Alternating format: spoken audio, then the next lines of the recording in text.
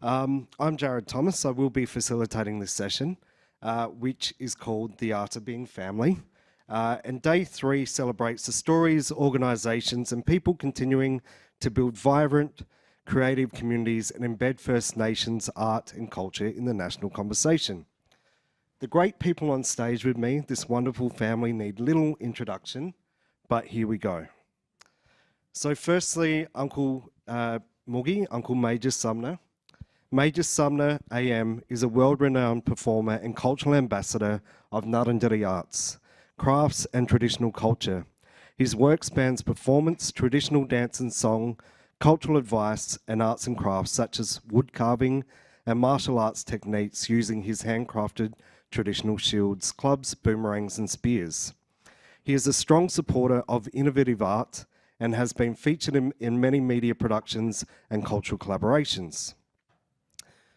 Polly Sumner-Dodd, hi Polly. Polly began serious photography in 1983 when employed by Ngukurr as a trainee, resurrecting the community newsletter and community radio program. It was an era for an impromptu and unplanned shooting. The Aboriginal Deaths in Custody Committee had protests on the steps of Parliament House. Land rights were being called for and protests occurring. NAIDOC Week marches created a platform to continue the protests and calls for equality. Polly's photographs are held in the collections of the National Gallery of Australia, Flinders Uni, the South Australian Museum, as well as included in several publications, such as the After 200 Years publication. Polly is currently the chairperson of the Board of Directors of the Aboriginal Health Council of South Australia. Damien Shen. Damien is a multidisciplinary artist of Ngarrindjeri and Chinese descent, whose artworks draw on his rich personal histories to communicate new ways of seeing and understanding Australian identity.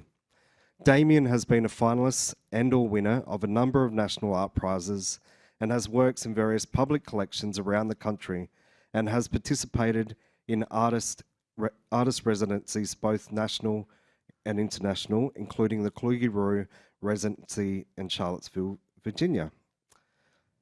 And finally, we have Killarney Shen. Hello. How you doing, Killarney? So I don't have Killarney's bio notes. So, Killarney, can you firstly start with telling us how you fit in with these people that are on stage? Is it on? That is on. Okay, so what do you say? So how do you fit in with everyone that's on stage? Where do you fit in? I like doing art with my dad. Okay, so your dad's Damien? Yes. Yep. I do painting with him and he helps me with it. Fantastic. And how old are you? I'm 11. Excellent. Okay, very good. So later on I'm going to ask you a little bit more about your artwork. We can't wait to hear about it. Okay. Okay, and feel free to jump in. Okay, so Damien, do you want to maybe explain why I'm here on stage with your family? Yeah, I thought I won't bother updating the information on the website. I'll leave it as a surprise. But the idea was to get my sister here, Damien Shen, who some people would know locally, because she's a fantastic facilitator and consultant and whatnot. But at the time Francesca proposed this idea of having the family on stage, Dana had disappeared off to a silent retreat for a couple of weeks. And then by the time we started working through this, and proposed the idea to her, she had just told me she was basically jumping on a plane to Bali like 2 days before the talk. And then I'd gotten really busy and forgot about it. So I thought, who's the next best person I could think of to help us? And it's Jared. So thanks for spending this time with us. Thank you. A pleasure. Uncle Moogy, we'll start with you first. Can you tell us what has inspired your cultural work? And also, I know that you spent a lot of time overseas, because I've just returned from 2 months overseas through about 7 countries, and everyone in those countries is saying, how's Uncle Moogy? So you're pretty well known. Just quickly, this is one of my favourite photos ever. 1959, October 1959 at Rauken. Uncle Moogy's in the middle there. Mum's in the top left-hand corner. Uncle Mulla, Auntie Tiggy, Uncle Chulk. And the family's bigger than that, but it's just such an amazing photo.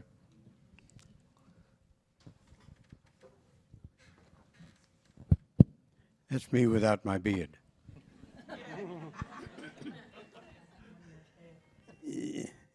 Yeah, so the question that you asked Jared was what inspired me with culture. Well, when I was younger, like I was about 13, 14, I worked in the shearing sheds with my uncles. And I learned a lot of the stuff from them about making clubs and boomerangs. There's one uncle that was in particular, that's Uncle Peter Dodd. That's my mum's brother. And he taught us how to make all the clubs, what trees to use. Because at that time, we weren't allowed to go into the towns. We had to stay back at the shed because Aboriginal people weren't allowed to go in there because of the alcohol and all that. So he was against the law, as everyone knows, for Aboriginal people to drink alcohol. So all the shearers went in and they was all, you know, everyone was drunk. But we had to stay back at the camp. And we stayed back there and made all the stuff, and then I done that for a few years, and then I like put that away. I went and moved on to other things, and I part of my life took me elsewhere. And then I started working with a group here in Adelaide, and that took me down another path. And then I went to a conference in Canada, Edmonton, Alberta. And while I was there, I went out and visited a few of the communities, and we went and watched a few of the powwows, the dancing. And just the beat of the drum, the dancing, I felt my heart, my blood moving, my mind thinking about all sorts of things, and just being there, watching the people express themselves through dance and tell stories and all that. And I think that's the same as we are. We need that to tell these stories. We need the dance. We need to not just make boomerangs, not just make spears and all that, even though that's a big part of us. But you need the dancing, you need the storytelling, you need everything that's here, that I'm watching. And that was in 95, 90, 96. No, 92. And then when I got back, I put in to do an exchange program, because when I was over there, I looked at a place where the native people there, native Canadians, they ran a healing centre, and it was called the Stan Daniels Community Corrective Centre. So I went and looked at that, and I spoke to them, and then when I got back here, the organisation that I was working for at the time, I spoke to them about maybe doing an exchange. So we worked on that, and it took me about 3 years to do that exchange. It took me back there, me and my wife and my 3 youngest children. They went to school there. And when I worked there, and then we spent 2 winters there, the summer times and warmer weathers, all the dancing. So I went and done some of the dancing with them, painted up like we painted up here with the Ngaranjeri, and my 2 daughters, they started dancing over there too, and they were only 5 or 6, one of them, and the other one was about 8, 6, yeah, about 8. And they started dancing there too, and when I got back, I went and seen the Aboriginal Lands Trust, and I said to them, I said, is there any land in Adelaide that we can use to have a corroboree, have dancing, And they said, yeah, there's a place up in the Adelaide Hills. I said, oh, okay, that'd be good. And I went up there, and it was, I didn't know it at the time, but it was the old Colebrook Home site. And when I went there, the Colebrook Home site at that time, honestly, it looked like a rubbish dump. People used to dump their rubbish there. The buildings were knocked down. There's rubbish everywhere. So I went and seen a fella here in town and asked him to get if we can get some money to clean the place up and put that lawn. You see that when you go up, you see the lawn in the middle? Put that lawn there, put the electricity on, put the water on. He said, yeah. He said, I'll get you the money to do that. So it happened. Went there and cleaned the place up, and all the rubbish bags that was left there. Put the water on, put the lawn in, the electricity. And we started in 97, we had our first corroboree there. Yep. So that man that helped me, I think he's going to be here tomorrow with us doing a talk. And that was David Rethman. Everyone knows David Rethman? Yeah, he was the one that helped me get that place cleaned up and set up as a cultural place. And I got the lease of the Aboriginal Lands Trust. I had the lease for that for a few years. Yeah. So from that inspiration of time with your uncle, obviously you've grown to be the heart of Ngurrindjeri dance in South Australia and the renewal. And there is such a diversity of art forms amongst your family. Damien, I also know that you're a great drummer. That had played in big day outs and things like this as well, in addition to your visual arts. But Polly, can you tell us about your photographic practice and how did you arrive at that? How did you come to do that and select photography as your art form? Is that on? Yes. Thank you, Jared. I worked with it was called the Aboriginal Community Centre at the time. It is now Ngurrindjeri. I came in as a trainee to revive or resurrect the Nunga newsletter, which was the monthly community newsletter, and the weekly radio program, which was held in conjunction with 5UV, University Radio. So I started off there. My work as the newsletter person required photographs. I dabbled with a bit of black and white photography in my high school years. So, in fact, I enrolled in a course whilst at the centre and did some night classes in black and white, processing, printing. Eventually, I set up my own darkroom. It's interesting because at the time that I was photographing and, having discussions recently with my son, Damien, and with Francesca Capillo, without sort of fully realising what I was doing at the time, it was the time of the protests, time of marching down the streets, a time of NAIDOC marches. Were not quiet little marches. They were loud. People had banners, they had posters, they had great big canvases. We wanted land rights. We wanted deaths in custody looked at. We wanted the Royal Commission, which finally it got here. But I feel that I was very fortunate, really, to be around at that time because of the politics with the Aboriginal community, with the government, federal, state. I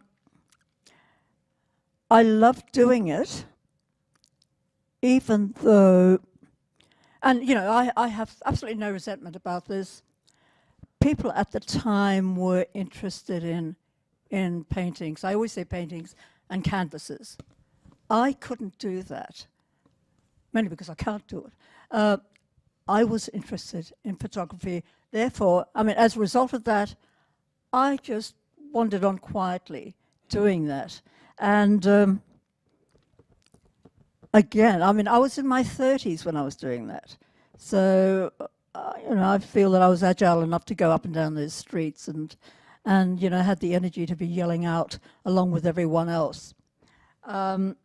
Today, at the, I hate to say it, but at the age of 70, I look back and I've had it brought to my attention about photographs which might sit with this institution, that university, that museum. And I feel quite honoured, really. At the same time, humbled that I was a part of that. And I was a part of leaving the photographic history. It's really important.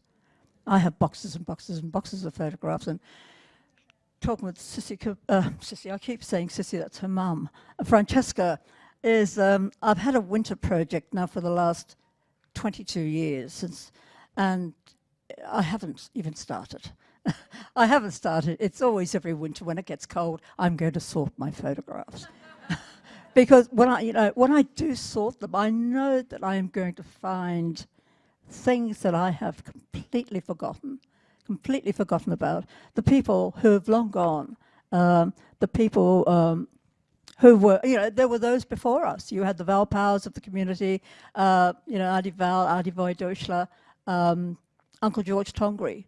They were all before us. And we came in as, you know, sort of the young'uns who were saying, look, I think it's time, you're getting a bit old, give us a go. And, you know, step back, we step forward. It's exactly the same now. We step back, the young ones step forward. I'm very proud to be here with my son today, my granddaughter, my one and only favourite granddaughter. I have 2 grandchildren. Damien has an older son too. And especially with my big brother here, Moogy. And we have done a few presentations together over the years. So that's my take on photography, black and white. Thank you. Thank you very much.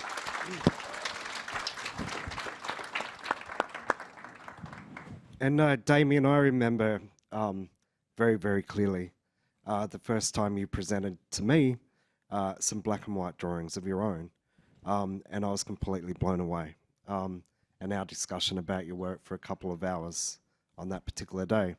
But can you tell me, please, yeah, just how your arts practice, how that began? Fortunately, as a child, I was surrounded by pretty creative people. My dad was an architectural draftsman, so he could draw quite well. Mum was in the prime of her photography when I was sort of really knowing what was going on. And one of my first loves was graffiti. And instead of going out and doing it at the age of 10, Mum and I would go out and go and photograph those sites, like where they had the billboards set up on the buildings and stuff like that, and or certain walls down by the clubs and basketball clubs or whatever. And then we'd go back into the darkroom and print them. So at that age, I was already starting to play with black and white photography and helping Mum doing test strips and doing all that sort of stuff. So that was probably where some of that influence, that inspiration came from initially. But it wasn't until later, I studied illustration. I thought I would be a commercial illustrator, but that didn't sort of work out. There's not a lot of work in SA, so I just dabbled in graphic design and probably spent about 10 years in that industry, became an art director, and was sort of more focused on the business side.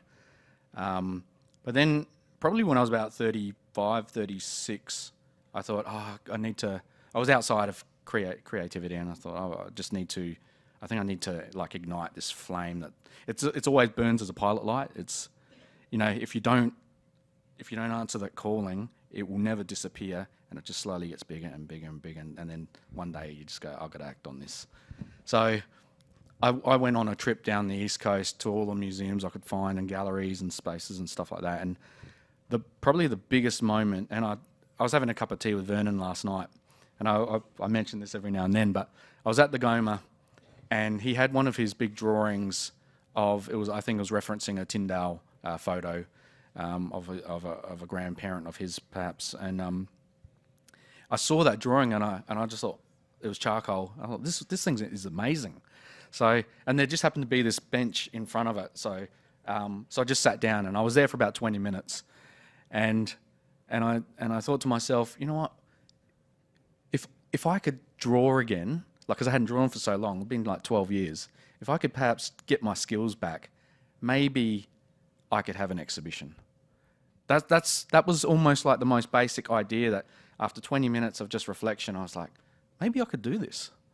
And then I sort of ventured all the way down the coast and started to try to get an understanding of what it meant to be an artist in these sort of larger spaces. And I was beginning to see artists who had appeared in multiple collections across the country, and starting to piece together like that understanding.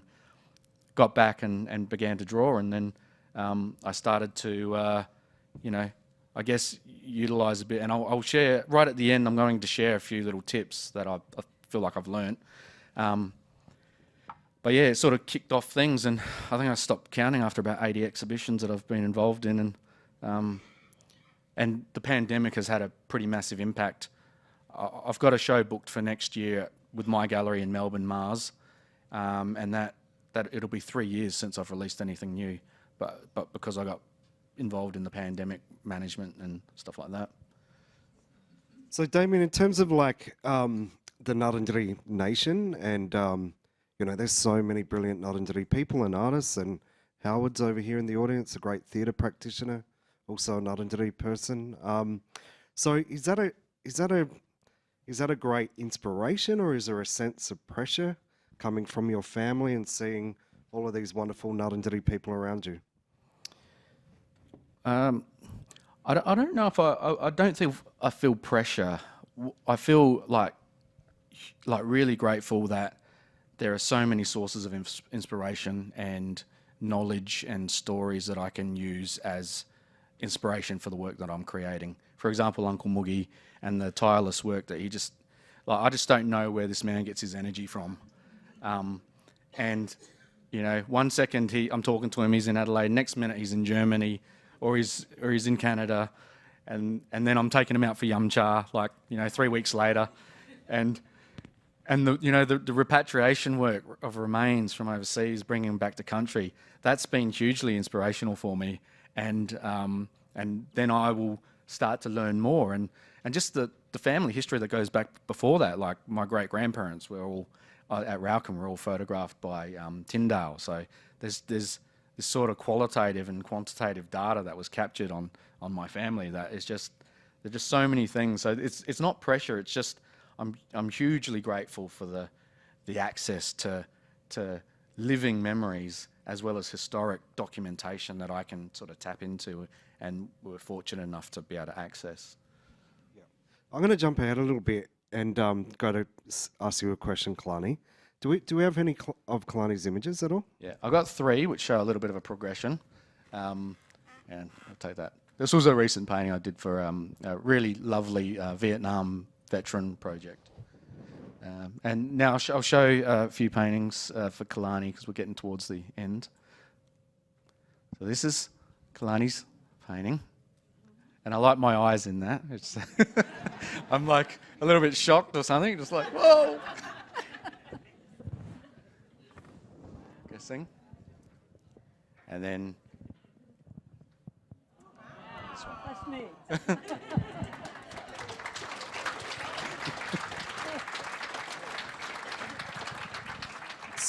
Yeah, so Killarney, what's happening with your work? Like, what's inspiring you? Well, like whenever I see my dad's art, I'm always like, wow, I really want to be like him because it's so good. And like, it's just like so inspirational. Is that the word? Yep. Yeah, okay, good. Yeah, so are you painting, drawing, or as a younger person, are you doing more stuff in the digital space as well, maybe on an iPad? I do some art on my iPad, and I do painting as well. But yeah. Excellent. And what about when are we going to see your first exhibition? Killarney. You just saw yourself on screen, yeah? Killarney? When, Dad? I don't know. I think maybe we'll try for an art prize first or something. Yeah. We look forward to that. Okay, so I've got a question for you, Uncle Moogy, Polly, and Damien. Just kind of very quickly. Were there any occasions that made a difference in the trajectory of your work? So any kind of turning points or occasions that made a real difference? Who's going first? Anyone? We've only got a few minutes left, so we'll have to keep it on time, I think. With the work that I done with the culture, with dancing, with the clubs, with spears, boomerangs, all the stuff that I've done over the years, the only thing that drove me, I suppose, is I have to show other people. I can't let this disappear. Even making the boomerangs, making the returning ones. How many people could make a returning boomerang these days? Not many, no, you know. So I said, well, this is a skill that I learnt when I was young. I'm going to keep that going. I'm going to go and teach my grandchildren.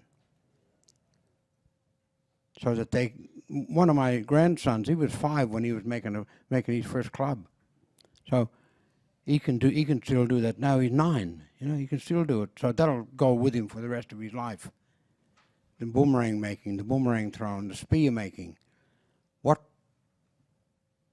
wood to get, what reeds to get, what the resin you get, where you get it, how you mix it, all of that. So that's something that drove me, is to make sure that I do what all other elders done for thousands and thousands of years, is tell that story about who we are. No matter who's here, you tell the story. You tell it and you show it, but you sit down with your grandchildren or anyone these days. I go to schools and show children in schools, you know, and people say, well, where do you get all the wood and the money for the boomerangs? You ever seen hard rubbish on the streets? The wardrobes? I take them. Take the back off of them, that's plywood. I could get about maybe 200, 300 little boomerangs out of one of them. And I get children to paint them or to put the flight pattern and throw them. So I do all of that. And that's what drives me, is to make sure that I do my job as an elder, is to teach people. Today we have to teach all ages, not children. That's what drives me. Thanks. If I could speak, Jared.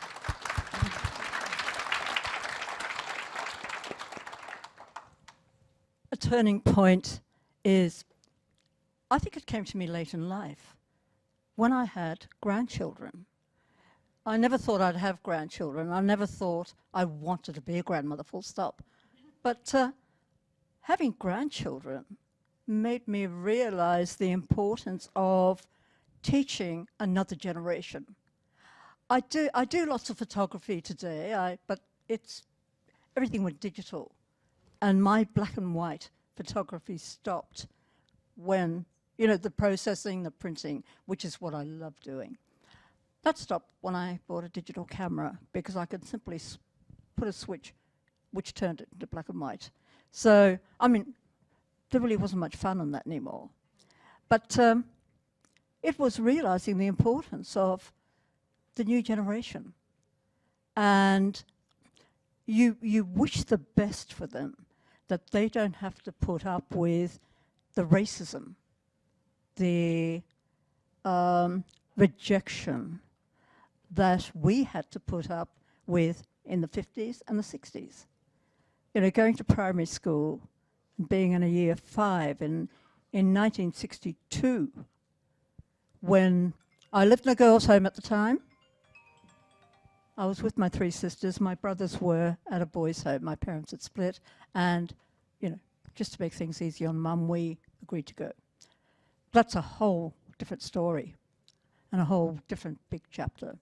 But we were at school at a time where there weren't many Aboriginal kids there, and we were targeted. We put up with it, but we also fought against it too. As a 10-year-old, I think in the family situation at that time, we learned how to survive. And I think Moogy will back me up on this.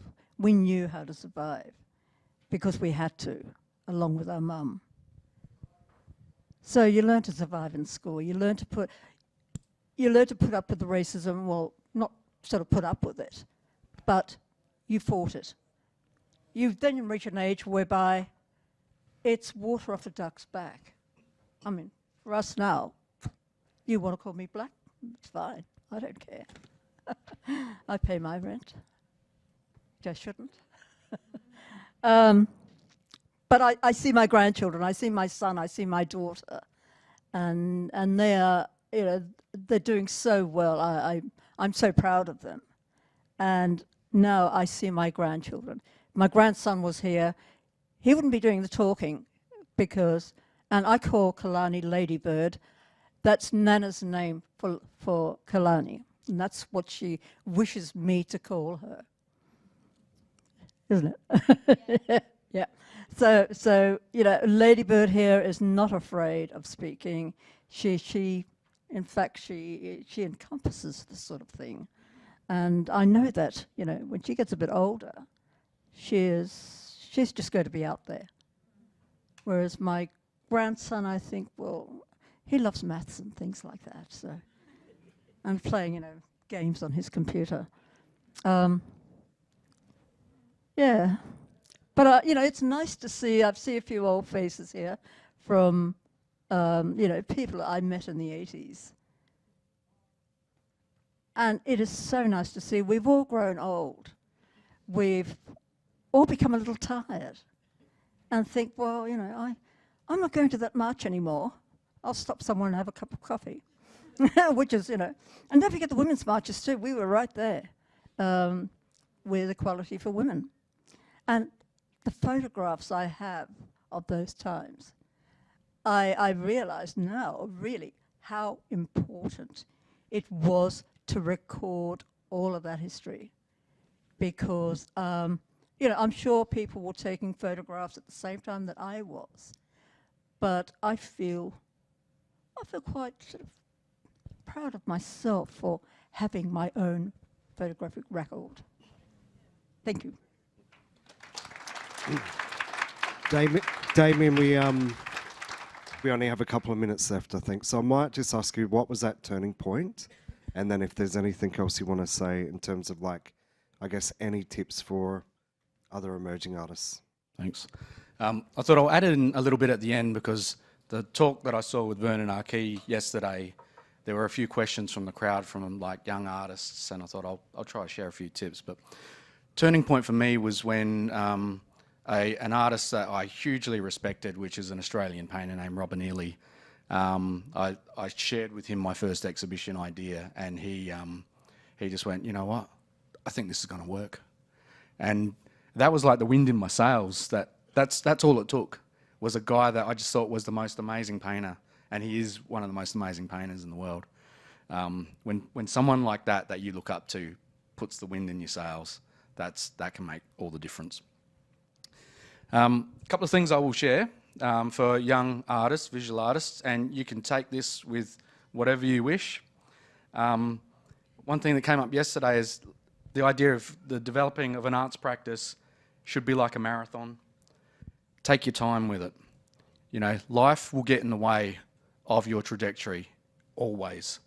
I had a 3-year plan when I started that I would not sell any work I would just build my catalogue, tour it around. And I think by about the 2-year mark, something had changed enough to, and then the trajectory changed from that point. But it was 3 years in my mind. You want to surround yourself with very creative people who have similar goals. Be inspired, go to lots of openings, stay up late, talk about art, listen to lots of music, just party, immerse yourself. When you're young, you've got the time to do it. That is, I consider that character building. One thing that some people struggle with is the ability to talk about their art. So talking about art and writing about art, I see as two very, very different things. You have to know how to talk about your art.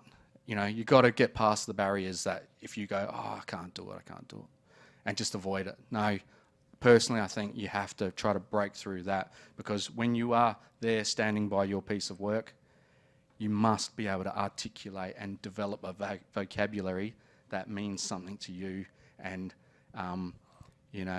provides an insight into why you make art. It doesn't have to be academic, it just needs to be honest. So that is really critical. Get friendly. If you're a visual artist, get friendly with some good writers. If you're not a good writer yourself, and I don't claim to be one, get friendly with curators, get friendly with writers. I've got a really good relationship with Glenn, who's doing a keynote tomorrow morning, Glenn Isiger-Pilkington. We have this relationship where, some of my test pieces of work, I'll send him like the first painting or something, and in return he writes the essay. That's the kind of relationship that I have, and it's when I'm not in the room and I can't speak to the work, that's when his art sings for me, and that is so critical. And the last point is just don't expect to be given any opportunities unless you've worked really hard for it. So this is what you do. You just keep your shoulder to the wheel, you push, and it's a marathon. And, eventually if you persevere and you have the right friends and the right people and you enjoy yourself and you have honesty in what you're doing, you'll get somewhere. Thank you.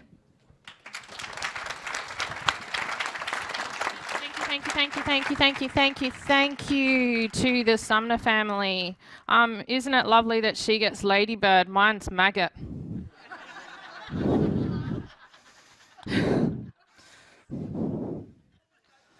Maggot, mag bags. Next up we have Tiriki Onus. Tiriki Onus is a Yorta Yorta Jawarong artist, performer, filmmaker and academic. Can we please welcome Tiriki onto the stage?